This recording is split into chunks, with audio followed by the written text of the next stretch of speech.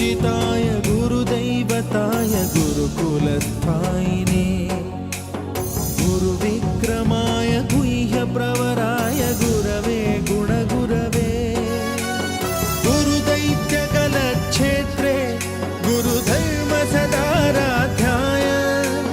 गुरुपुत्रपरित्रात्रे गुरुपाखण्डखण्डकाय गीतसाराय गीततत्त्वाय गीतगोत्राय धीमहि गूढगुल्फाय गन्धमत्ताय गोजयप्रदाय धीमहि गुणातीताय गुणाधीशाय गुणप्रविष्टाय धीमहि